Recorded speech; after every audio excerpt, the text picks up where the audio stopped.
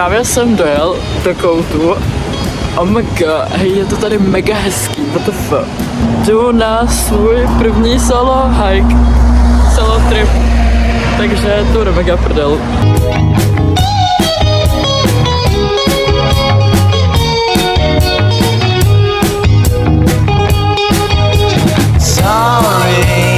Update vlogu. Po asi 4 kilometrech vidím nějakou civilizace. Nepotkal jsem na té cestě ani jednoho člověka. Ani jednoho.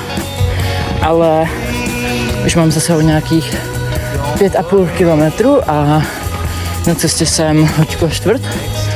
Takže za mě mega super. Ty vole, vidím lidi. Nevěřím. Já vidím lidi. No.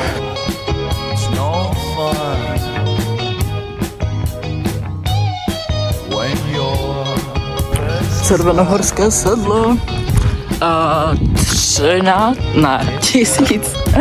1013 metrů nad mořem, tak. Byla tam nějaká třída a malovali ten výhled, bylo to mega cool. Pak jsem poprvé na solo hajku, ale užívám si to, actually.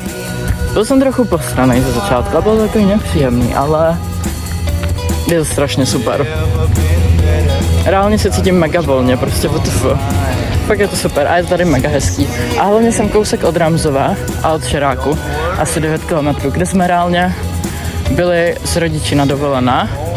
A prostě já kdykoliv budu mít čas, tak můžu nasednout na ten stejný vlak jako dneska a vydat se prostě zase třeba na Praděd nebo někam jinam. To je super. A nic mi nebrání, protože můžu jít sám. Ale tohle léto budu chodit mega po horách, mě nic nezastaví prostě.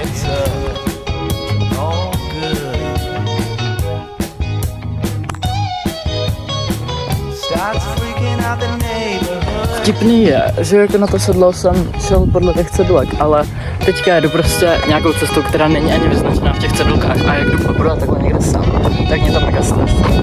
Ale jakoby... OK, to je fakt nádherný. Situace se má tak. Červenohorské sedlo. Mega. S tomu jsem šel. Teď jsem mega zmotaný.